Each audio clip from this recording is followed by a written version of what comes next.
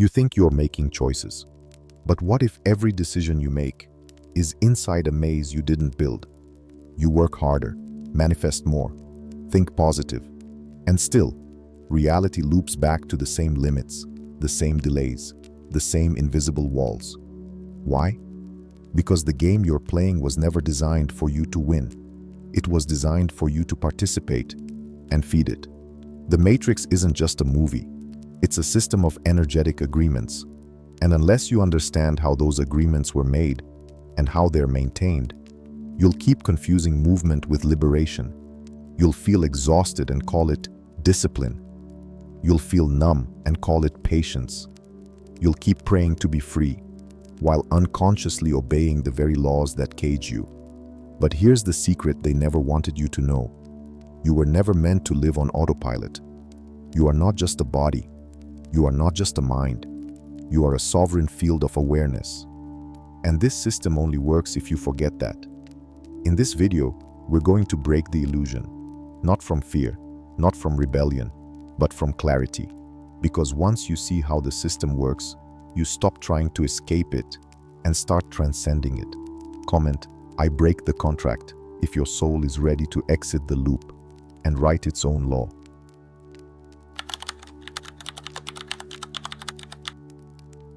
Most people wake up inside a system they never questioned. From birth, you're given a name, a story, a set of rules. You're told what matters: success, approval, obedience. You're taught how to behave, how to think, how to belong. But no one ever tells you, this system was never built for your liberation. It was built for your energy. Look deeper, not just at society, but at the energetic blueprint behind it. Every structure you participate in, school, government, work, even religion, is not just external. It's vibrational. It trains your frequency. It teaches you to equate survival with submission. And the longer you stay plugged in without awareness, the more you forget that you ever had a choice. Do you ever feel like no matter how much you grow, heal, or manifest, something still blocks the full shift? That invisible force is not your failure. It's the architecture of the system itself. There's a reason you feel tired after watching the news. There's a reason you feel guilt when you rest. There's a reason success often feels hollow. Because this system feeds on low frequency. And it's most effective when you blame yourself for staying stuck. You're not just dealing with habits. You're dealing with design. The 33rd degree of awareness isn't about conspiracy. It's about clarity. It's the realization that you've been conditioned to forget your original power. To forget that reality isn't something you react to. It's something you emit. Have you ever asked, who taught me what's possible? Who defined what I'm allowed to want? Why do I feel guilt when I go against the grain? That's the system working, not through force, but through belief. Because the deepest control is the kind you no longer notice. The truth is, nothing outside of you has absolute power, but the illusion of power becomes real the moment you believe it. And this system survives by feeding that illusion, one thought at a time. But the moment you name it, see it, feel it, it begins to lose control over you. Because systems can only control what is unconscious. And you, right now, are waking up. So take this in slowly. This is the beginning of spiritual exit, not to run from the world, but to finally shape it from within. Why change feels impossible? Inside the Matrix, you've tried everything: journals, affirmations, meditation, vision boards, and still, the same cycles return, the same blocks, the same delays. You ask yourself, what am I doing wrong? But what if the question isn't about what you're doing? What if it's about where you're doing it? Inside the Matrix, even your healing can become a loop. Because the system doesn't just trap your actions, it traps your perception. It convinces you that effort equals freedom, that struggle means progress. But what if effort inside a prison only polishes the bars? This is why so many feel exhausted on the path of awakening, because they're still operating from inside the energetic agreements that limit them, trying to heal in a system that profits from their wounds, trying to thrive while unconsciously feeding what drains them.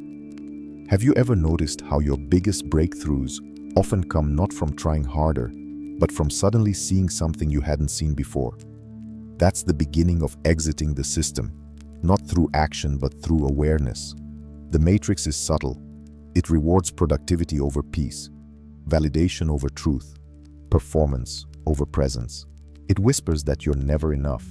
But maybe, just maybe, if you work harder, follow the rules, buy the right things, you'll finally be free. But freedom isn't earned by obedience. It's remembered through clarity. So why does change feel impossible? Because you've been taught to change your behavior, not your programming. You've been taught to fix the symptoms, never to question the source. And the source is energetic. Do you believe that guilt means you're growing? That suffering means you're being purified? That self-sacrifice is spiritual? Those beliefs weren't born in your soul. They were installed, carefully, collectively, invisibly. They keep you striving without ever arriving because the matrix needs you to keep trying. It needs you in constant pursuit, never full, never still. But here's the truth. Reality doesn't change when you push harder. It changes when you unplug from the laws that keep you pushing. The system was never scared of your effort. It's scared of your awareness, because the moment you stop chasing and start seeing, the game collapses. And you remember, you were never meant to play by their rules. You were meant to rewrite them. You were taught the laws of man. Pay your taxes, respect authority, obey the rules. You were trained in the laws of success. Work hard, stay busy, climb the ladder. But the most powerful laws, they were never in the textbooks, because those who understood them never wanted the masses to. These are the invisible laws, the laws that shape vibration, influence energy, bend reality. And they've been known for thousands of years, passed in silence through initiates, symbols, and secret orders. Have you ever wondered why some people seem to attract power, abundance, or protection effortlessly, even without morality? And why others, full of heart and truth, seem to struggle endlessly? It's not about fairness, it's about frequency, because reality responds not to goodness, but to law. These ancient laws don't care if you believe in them. They operate beneath your opinions. They govern everything from attraction to manifestation, from karma to initiation. The law of mentalism, the law of correspondence, the law of vibration. These aren't metaphors, they're mechanics. And if you've never been taught how they operate, you've likely been used by them without knowing it. For example, if everything begins in the mind, who's really thinking your thoughts? If vibration determines reality, what energy are you unconsciously tuned to? You were taught to work with your hands, but never how to work with your field. You were taught to manage time, but never how to master your presence. And because these deeper teachings were hidden, you may have spent your life trying to earn things that were never about effort, but about alignment. Do you chase love or become the frequency of it? Do you speak affirmations or live in the vibration that makes them true? These are the questions the ancients knew how to answer, not through superstition, but through inner law. Because real mastery isn't about control, it's about coherence. You don't bend reality by force, you bend it by tuning yourself to the higher blueprint that already exists, but was kept from you. And now that you remember there's more, the system can no longer control you by what it left out, because once you learn the real laws, you become one of them. Not all contracts are written. Some are energetic, silent, invisible, and ancient. You didn't sign them with a pen. You signed them with your attention, your emotion, your belief. From the moment you were born, agreements were made on your behalf. You agreed to scarcity by accepting fear. You agreed to hierarchy by seeking approval. You agreed to stay small by calling it humble. And the most powerful contracts are the ones you renew every day without realizing it. Have you ever said, "I'm just that kind of person"? Have you ever declared, "This always happens to me"? Those aren't just words, they're energetic affirmations. And every time you say them, you sign again. The system doesn't need your conscious consent. It needs your unconscious compliance. It needs you to keep saying yes, by never asking why. You agreed to limitation when you chose comfort over truth. You agreed to silence when you swallowed your intuition. You agreed to false timelines when you let urgency rule your choices. This isn't about blame. This is about awareness. Because what was unconscious can now be brought into the light. Do you feel like you're always waiting for permission? To rest, to receive, to rise? Who told you you had to earn joy? Who convinced you that struggle is noble and ease is selfish? These beliefs are not you.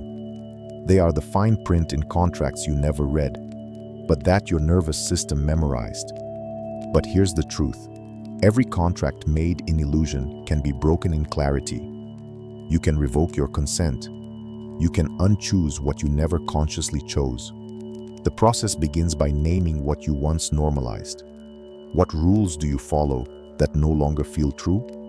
What energies do you allow in, out of habit, not alignment?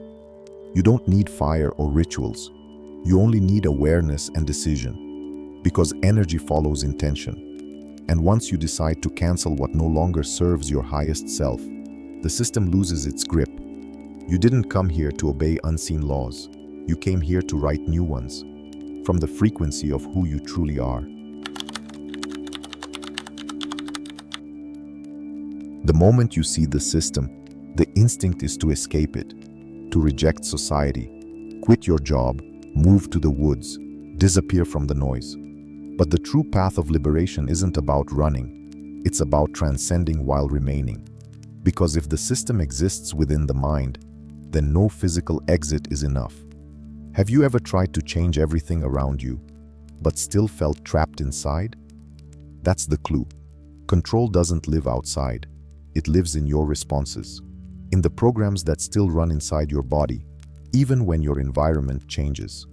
This is why so many spiritual seekers leave the world, only to recreate the same dynamics in new places, because they left the room, but brought the pattern. The Matrix counts on this. It tells you to escape one illusion by entering another. From hustle to healing hustle.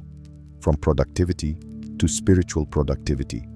From mindless repetition to mindful repetition. Still obeying, just in prettier language. But real freedom isn't about the scenery. It's about sovereignty.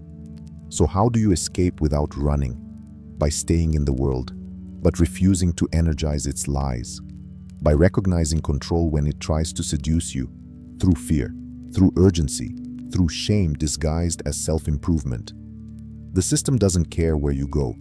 It only cares what you believe. Do you still believe you need to prove your worth?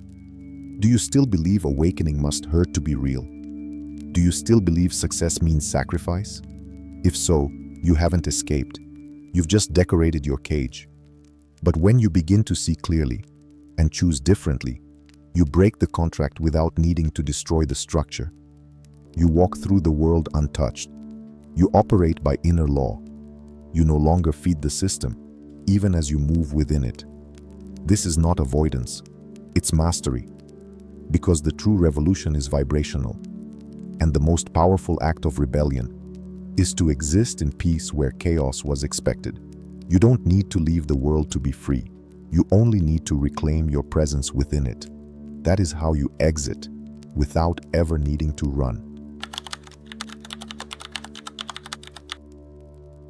You weren't born to fit in. You were born to break the loop, but not with violence, not with rebellion, with clarity. The system doesn't fall when you shout at it. It falls when you no longer play the role it wrote for you. Have you ever caught yourself repeating patterns that aren't yours? Apologizing for existing, dimming your joy, questioning your intuition? That's not personality. That's programming. And the moment you see that, you gain the power to interrupt it. Being a system breaker isn't about attacking the world. It's about deconstructing the agreements you inherited unconsciously and choosing again. It means you stop outsourcing your reality to tradition. It means you stop mistaking obedience for peace. It means you allow your frequency to overwrite the architecture around you. This is why your awakening makes people uncomfortable, because when you stop believing what they still defend, you mirror their imprisonment.